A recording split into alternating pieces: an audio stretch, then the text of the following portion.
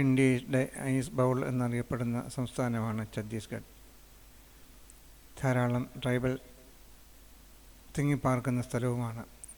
ഇന്ത്യയിലെ ഏറ്റവും കൂടുതൽ ട്രൈബൽ സെക്ടറുള്ള പ്രദേശമാണെന്ന് പറയപ്പെടുന്നു. വിവിധ ജാതികൾപ്പെട്ട ആളുകൾ അവിടെയുണ്ട്. മോറിയ, ഗോണ്ട്, ധ്രുവ എന്നിവർ ഇതിൽ പ്രധാനപ്പെട്ടവരാണ്. കോർബ, കാർവാർ, ബിലാസ്പൂർ, റായ്പൂർ, റായ്ഗർ, സർഗുജ എന്നുള്ള സ്ഥലങ്ങളിൽ ഇവർ വസിക്കുന്നുണ്ട്. മോറിയായും ഗോണ്ടും ധ്രുവായും ഹൽബായും കാവാറും കോർബായിലും മറ്റും അധികമായിട്ട് താമസിക്കുന്നു. കൂടാതെ ഇന്ദിരാവതി പുഴയുടെ കരയിലും താമസിക്കുന്നുണ്ട്. ബസ്തർ ഫോറസ്റ്റിൻ്റെ ചേർന്നുള്ള പ്രദേശങ്ങളിലാണ് അധികവും താമസിക്കപ്പെടുക. കൃഷിയാണ് ഇവരുടെ മുഖ്യ തൊഴിൽ. വലിയ ജന്മികളുടെ കൃഷിയിടങ്ങളിൽ പണിയെടുത്ത് കഴിയുന്നവരാണ് അധികവും. ഇവിടെയുള്ള റോഡുകൾ ചെമ്മൺ പാതകളാണ്. കോൺക്രീറ്റ് റോഡുകളോ ടാർ റോഡുകളോ വളരെ വിരളമാണ്. മിക്കവാറും താലൂക്കുകളുമായി ബന്ധിപ്പിക്കുന്ന ചില റോഡുകൾ മാത്രമേ ടാർ ചെയ്തതായിട്ടുള്ളൂ. 10-12 വർഷം മുമ്പത്തെ കഥയാണിത്. ഇപ്പോൾ കാര്യങ്ങൾക്ക് മാറ്റം ഉണ്ടായിട്ടുണ്ടാവാം. ഇത് ഒരു സ്കൂളാണ്. സ്കൂളിനോട് ചേർന്നുള്ള ഗ്രൗണ്ടും മറ്റു കാര്യങ്ങളൊക്കെ കാണുക. കുട്ടികൾ വളരെ കുറവാണ് ഇവിടെ. അതുപോലെ തന്നെ ചെറിയ ചെറിയ കടകളും മറ്റും മാത്രമേ ഉള്ളൂ. വിശാലമായ കൃഷിയിടങ്ങൾക്കിടയിൽ കൂടി കടന്നു പോകുന്ന വളഞ്ഞ ചെമ്മൺ പാതകൾ മാത്രമാണ് സഞ്ചാരയോഗ്യമായിട്ടുള്ളത്. അതിൽ കൂടി മോട്ടോർ സൈക്കിളിലോ സാധാരണ സൈക്കിളിലോ ഒക്കെ ആയിട്ട് യാത്ര ചെയ്യാം. കൃഷിയിടങ്ങൾ വെള്ളക്കുറവ് മൂലം വീണ്ടും കൃഷി ഇറക്കാൻ കഴിയാത്ത അവസ്ഥയിലായിരിക്കുന്നു. ചെറിയ ചെറിയ മരക്കൂട്ടങ്ങളുണ്ട്. മിക്കവാറും എല്ലാ വീടുകളോടും ചേർന്ന് കൊയ്ത് മെതിച്ചിട്ടിരിക്കുന്ന നെൽക്കൂമ്പാരങ്ങൾ കാണാൻ പറ്റും. വഴിയുടെ ഇരുകരകളിലുമായിട്ടത് കാണാം. ധാരാളം പുളിമരങ്ങൾ തിങ്ങി നിറഞ്ഞ പ്രദേശമാണ്. പുളിയാണ് ഇവിടുത്തെ ഒരു പ്രധാന ഉൽപ്പന്നം. അതോടൊപ്പം തന്നെ നെല്ലുമുണ്ട്. ജന്മിമാരുടെ കൃഷിയിടങ്ങളാണ് ഇവ അധികവും. അതിനോട് ചേർന്നുള്ള ചെറിയ പുരയുടെ ചെറിയ സ്ഥലങ്ങളിലായി ട്രൈബൽ ആളുകൾ പാർക്കുന്നുണ്ട്. 10-30 വീടുകൾ ഒരു പ്രദേശത്തുണ്ടായിരിക്കും. അത് കഴിഞ്ഞാൽ കിലോമീറ്ററുകളോളം വീടുകളില്ലാത്ത അവസ്ഥയാണ്. വീടിന് നമ്മൾ കാണുന്ന 10-30 വീടുകളായിരിക്കും. ചെറിയ ചെറിയ കൂരകളിലായി അവർ വസിക്കുന്നു. കാര്യമായ കൃഷിയില്ല, വരുമാന മാർഗങ്ങളില്ല. ഇതാണ് മൊത്തം അവസ്ഥ.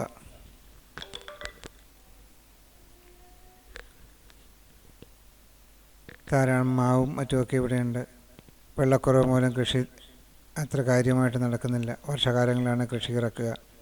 ഒരു വർഷത്തിൽ 1-2 പ്രാവശ്യം മാത്രം കൃഷി ഇറക്കുന്ന സ്ഥലങ്ങളാണ് അധികവും. 3 പ്രാവശ്യം കൃഷി ഇറക്കുന്ന സ്ഥലങ്ങൾ വളരെ കുറവാണ്. ഗ്രാമീണ റോഡുകളാണ് അധികവും. അവയോ ചേർന്നുള്ള ഗ്രാമങ്ങളുമുണ്ട്.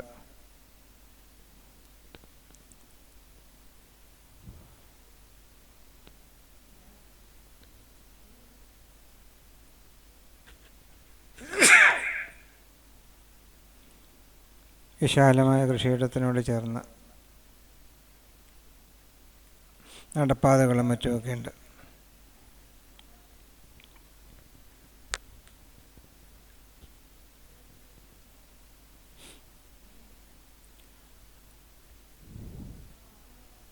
സ്റ്റേറ്റ് ഹൈവേയും ചെറിയ ഹൈവേയും ഇവിടെയുണ്ട്. ധാരാളം വാഹനങ്ങൾ കൂടി സഞ്ചരിക്കുന്നുമുണ്ട്. ഇതൊരു അംഗൻവാടിയാണ്. അംഗൻവാടിയിലെ മത്സരം നടക്കുന്നു.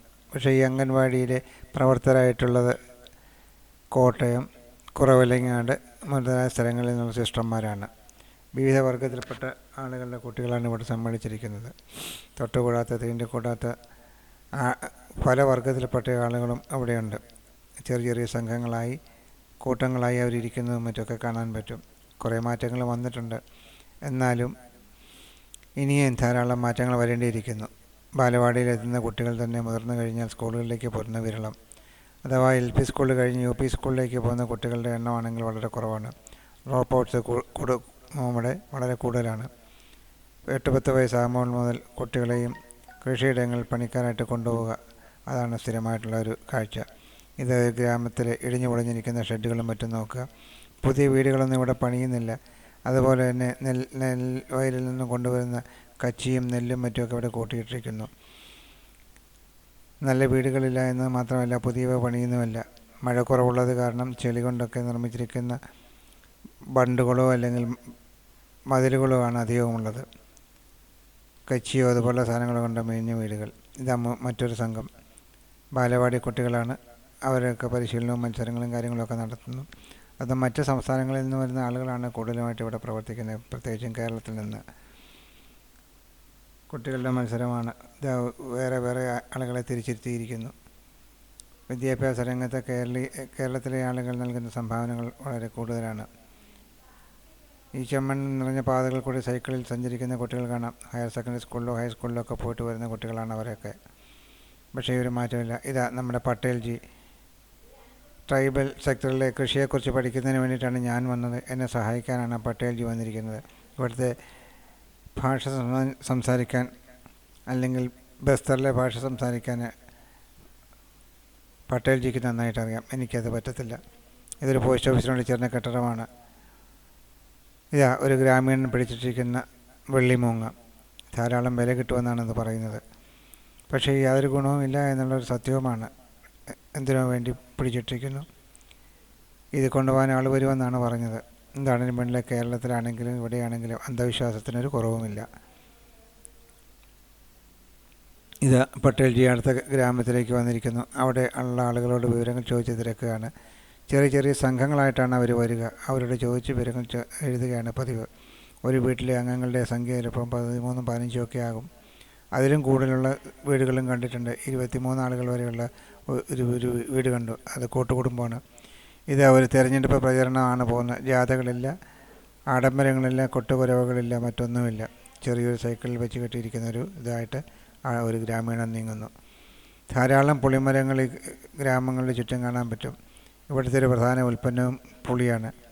ഇന്ത്യയിലെ പേരുകേട്ട വാളംപുളി ഇവിടെ നിന്നാണ് വരുന്നത്. എല്ലാ വീടുകളിലും ഇതുണ്ട്. നന്നായി ഇത് കായ്ക്കുകയും ചെയ്യും.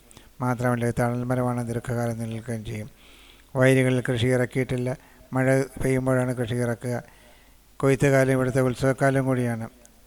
അത് കഴിഞ്ഞാൽ പിന്നെ വീണ്ടും കൃഷിപ്പണികളുമായിട്ട് ആളുകൾ കണ്ടത്തിലേക്ക് ഇറങ്ങിക്കഴിഞ്ഞിരിക്കും. വിശാലമായ കൃഷിയിടങ്ങളാണ്. 200, 300, 400 ഏക്കർ വരുന്ന കൃഷിയിടങ്ങളിൽ ഓരോ ജന്മിക്കുമുണ്ട്. അവിടെ പണിയെടുക്കാൻ വിധിക്കപ്പെട്ടവരാണ് ഇവിടുത്തെ ഗ്രാമീണർ. അവരുടെ വീടുകളും കാര്യങ്ങളൊക്കെ നോക്കുക. ചെറുകൂരകൾ, മൺകൂനകളായി മാറിയിരിക്കുന്ന പല ഇതും കാണാൻ പറ്റും. പൊട്ടിപ്പൊളിഞ്ഞവയാണ്. കക്കൂസിലെ കുളിമുറിയില്ല, മറ്റ് സൗകര്യങ്ങളൊന്നുമില്ല. അടുക്കുചാല് പോകാനുള്ള സൗകര്യമില്ല. ഇത് മണ്ണ് കൊണ്ടുണ്ടാക്കിയൊരു പാത്രം വാറ്റാനാണ്, ചാരായം വാറ്റാൻ. കറുത്ത നെല്ല് ഉണക്കി പൊടിച്ച് അതാണ് ചാരായം വാറ്റുന്നത്. ഇതൊരു ക്ഷേത്രമാണ്. വീടത്ര ചെറുതാണെങ്കിലും ഭഗവാനെ കൊടിയിരുത്തിയിരിക്കുന്ന ആസ്ഥാനങ്ങൾ വളരെ വിശാലവും വളരെ മനോഹരവുമാണ്. വെണ്ണക്കല്ല് കൊണ്ട് തീർത്താണ് ഈ ക്ഷേത്രം. ഇവിടെ ആരാധന നടത്തുന്ന ആളുകളും മുതിർന്ന അല്ലെങ്കിൽ ഉയർന്ന ജാതിയിൽപ്പെട്ടവരാണ്. താഴ്ന്ന ജാതിക്കാരെ അവിടെ കടത്താറുമില്ല. ഉച്ചനീചത്വങ്ങൾ ഇപ്പോഴും നിലനിൽക്കുന്നു എന്നുള്ളത് സ്പഷ്ടമാണ്.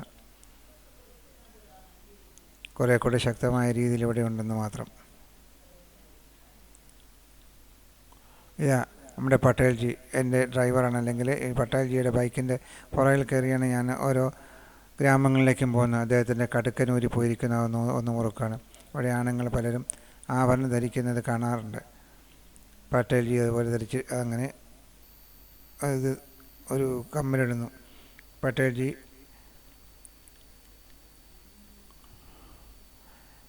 ഉണങ്ങിയ നെല്ല് ചാക്കിനകത്താക്കി മാറ്റിയിരിക്കുന്നു. സൊസൈറ്റിയിലേക്കും വീടുകളിലേക്കും ജന്മിക്കും കൊടുക്കേണ്ട വിഹിതം ഇതിനകത്തുണ്ടായിരിക്കും.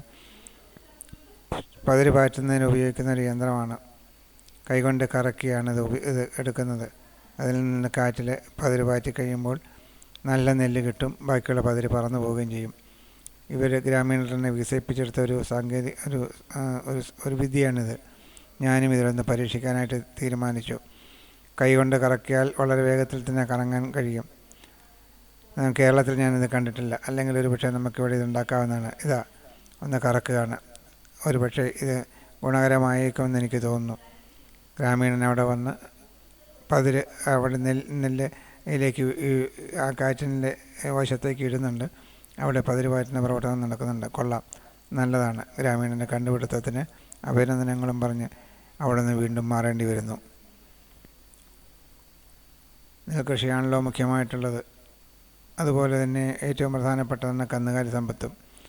ധാരാളം കന്നുകാലിയുടെ ഇവിടെ വളർത്തുന്നുണ്ട്. ചാണകം പക്ഷേ ഇവിടെ കാര്യമായിട്ട് വളമായിട്ട് ഉപയോഗിക്കുന്നതായി കാണുന്നില്ല. പച്ചില വളമാണ് ധാരാളമുള്ളത്. അതുപോലെ തന്നെ മറ്റ് കൃത്രിമ വളങ്ങൾ ഉപയോഗിക്കുന്നുണ്ട്. ഒരു അംഗൻവാടിയിലെ കുട്ടികൾ ഭക്ഷണത്തിന് ശേഷം വെളിയിലേക്ക് പാത്രം കഴുകാൻ പോകുന്നു. പൈപ്പ് കുറച്ച് അകലെയാണ്. അവിടെ പോയാണ് അവരത് കഴുകുന്നത്. ശുദ്ധജലം എത്തിക്കുന്നുള്ള പൈപ്പുകളോ മറ്റു കാര്യങ്ങളോ ഇല്ല. പക്ഷേ ഹാൻഡ് പമ്പാണ് അവിടെ ഉപയോഗിക്കുന്നത്. ഹാൻഡ് പമ്പ് പോലെ കുഴൽക്കിണറുടെ കുത്തിയിട്ടുണ്ട്. ഇതൊരു മെതിക്കളമാണ്. വീടിനോട് ചേർന്നുള്ള മെതിക്കളങ്ങളിലാണ് പലപ്പോഴും നെല്ല് സൂക്ഷിക്കുക. മഴ കാര്യമായിട്ട് പെയ്യാറില്ലാത്തത് കൊണ്ട് തന്നെ വലിയ നാശങ്ങളുണ്ടാകാറില്ല. വൃത്തിഹീനമായ പ്രദേശങ്ങളാണ് അധികവും. അവിടെ തുണിയും മറ്റു കാര്യങ്ങളൊക്കെ കൂട്ടിയിട്ട് നോക്കുക. ഗ്രാമീണരുടെ അവസ്ഥ നമുക്ക് മനസ്സിലാക്കാൻ പറ്റും. താറാവ്, കോഴി മുതലായി ഇവർ വളർത്തുന്നുണ്ട്. വസ്ത്രധാരണ രീതികളൊന്ന് ശ്രദ്ധിക്കുക. വീടുകൾ മിക്കതും ഉണ്ടാക്കിയിരിക്കുന്നത് ചുമരുകൾ ഉപയോഗിച്ചാണ്. അതുപോലെ തന്നെ വേലിക്കെട്ടുണ്ടാക്കിയിരിക്കുന്ന കമ്പുകൾ കൂട്ടിമടഞ്ഞാണ്. കാട്ടുകമ്പുകൾ കൂട്ടിമടഞ്ഞ് അതിൽ രണ്ട് സൈഡിലും ചെളി തേച്ചാണ് ഇവർ ചുമരുകളും അതുപോലെ തന്നെ ഭിത്തിയും കയ്യാലകളും ഒക്കെ ഉണ്ടാക്കുന്നത്. വലിയ കാര്യമായ മഴയില്ലാത്തത് കൊണ്ട് തന്നെ അത് നിലനിൽക്കുകയും ചെയ്യുന്നുണ്ട്. വെളിയും പ്രദേശങ്ങൾ ധാരാളമുണ്ട്. ഓപ്പൺ ഡിഫിക്കേഷനുള്ള സ്ഥലങ്ങളാണ് അധികവും. ഗ്രാമപഞ്ചായത്തുകളും മറ്റും സജീവമായിട്ട് പ്രവർത്തിക്കുന്നില്ല. അതുപോലെ തന്നെ തിരഞ്ഞെടുക്കപ്പെട്ട ജനപ്രതിനിധികളാണെങ്കിൽ പോലും അവർക്കും കാര്യത്തെ സംബന്ധിച്ച് കൂടുതലായി അറിവില്ല. തിരഞ്ഞെടുപ്പ് നടക്കുന്നുണ്ട്. സമ്പന്ന സീറ്റുകൾ മറ്റുമൊക്കെ ജയിക്കുന്ന ജനപ്രതിനിധികൾ തറയിൽ കുത്തിയിരിക്കുന്ന കാണാം. കസേരയിൽ പോലും ഇരിക്കാൻ യോഗ്യതയില്ലാത്തവരാണ് അധികവും. അതാണ് അവിടുത്തെ ചിട്ട. അതാണ് അന്നത്തെ കാര്യങ്ങളും. സർവേയും കഴിഞ്ഞ് ഞങ്ങൾ മെയിൻ റോഡിൽ കൂടി സഞ്ചരിക്കുകയാണ് പുതിയ അടുത്ത സ്ഥലത്തേക്ക് പോകുന്നതിന് വേണ്ടിയിട്ട്.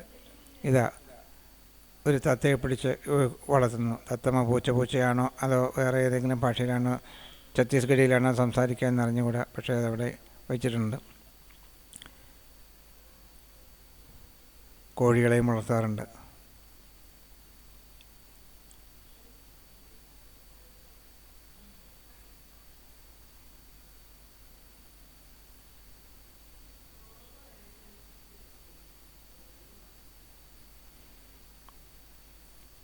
ചുടുകഷ്ടം നിർമ്മിച്ചിരിക്കുന്ന വീടുകളാണ് അധികവും. പക്ഷേ കാര്യമായ ബലമില്ലാത്തതാണെന്ന് ഓർക്കുക. ലോക്കലാണ് ഇവയെല്ലാം. അവിടെ തന്നെ കിട്ടുന്ന ചെളി ഉപയോഗിച്ച് നിർമ്മിക്കുന്നതാണ് ഇവിടുത്തെ ചുടുകട്ടകൾ. പട്ടേൽജി താഴെ കുത്തിയിരുന്ന് വിവരങ്ങൾ ശേഖരിച്ചെഴുതുന്നു.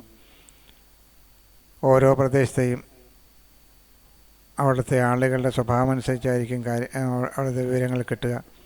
ഗോണ്ട് വർഗ്ഗക്കാരാണെങ്കിൽ അവർ പറയുന്ന ചില കാര്യങ്ങളിൽ ചില പ്രത്യേകതയുണ്ട്. അതുപോലെ തന്നെ ധ്രുവ അവരാണെങ്കിൽ ഭർത്താക്കന്മാരുടെ പേര് പോലും പറയാൻ മടിക്കും.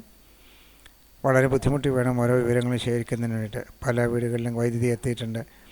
ഒരു വീടിൻ്റെ മുന്നിൽ കയറി നോക്കുക. ഒരു പ്രത്യേകതരം മോഡുകളാണ് ഉപയോഗിച്ചിരിക്കുന്നത്. നമ്മുടെ മുള കീറിയതുപോലെയുള്ള ചെറിയ ചെറിയ പാളികൾ അതുകൊണ്ട് മണ്ണുകൊണ്ടുണ്ടാക്കിയതാണ്. അത് ഉണക്കിയെടുത്താണ് ഉപയോഗിക്കുന്നത്. കമ്പുകൾ കോർത്ത് അതിങ്ങനെ വെച്ചിരിക്കുന്നു. പട്ടേൽജി അടുത്ത വീട്ടിലേക്ക് എത്തിയിട്ടുണ്ട്. അല്ലെങ്കിൽ അടുത്ത ഗ്രാമത്തിലെ ആളുകളെ കണ്ട് അവിടെ നിന്നുള്ള വിവരം ശേഖരിക്കലാണ്. കൃത്യമായ കാര്യങ്ങൾ പറഞ്ഞു കൊടുക്കുന്നുണ്ട്. അതുപോലെ തന്നെ അവിടുത്തെ വീടുകളുടെ പ്രത്യേകതകൾ നോക്കുക. ഈ വീട് മരം കൊണ്ട് നിർമ്മിച്ചാണ് അതിൻ്റെ മേൽക്കൂര. ഇതിൻ്റെ മുകളിലാണ് നെല്ല് സൂക്ഷിക്കുന്നുള്ള അറകളൊക്കെ വെച്ചിരിക്കുന്നത്. ചെളി കൊണ്ട് തീർത്താണ് ചുവരുകൾ. ബലപ്പെടുത്തിയിരിക്കുന്നത് തടി കൊണ്ടാണ്. വർഷകാലത്ത് ഇവിടെയാണ് നെല്ല് സൂക്ഷിക്കുന്നത്. അതുപോലെ തന്നെ വിത്ത് സൂക്ഷിക്കുന്നതും. ആളുകളുടെ വസ്ത്രധാരണമൊക്കെ നോക്കുക. എത്ര പ്രത്യേകതകളാണുള്ളത്. കേരളത്തെ അപേക്ഷിച്ച് നോക്കുമ്പോൾ വളരെ വളരെ ദാരിദ്ര്യം അനുഭവിക്കുന്ന ഒരു വിഭാഗമായിട്ട് വേണം ഇവരെ കാണാൻ. പക്ഷേ നല്ല കർഷകരാണ് അവർ. ഇതൊരു സ്കൂളാണ്. കുട്ടികൾ പഠിക്കുന്ന നിലത്തിരുന്നാണ്. സ്കൂളിൻ്റെ ഉള്ളിൽ പഠിക്കാൻ അവർക്ക് സൗകര്യമില്ല. ഈ ഗ്രൗണ്ടിലിരുന്ന് പഠിക്കുന്ന മണ്ണിൽ. വളരെ കുറച്ച് എണ്ണം മാത്രമേ ഇവിടെയുള്ളൂ. കുട്ടികൾ കുറച്ച് പേര് മാത്രമേ ഇവിടെയുള്ളൂ.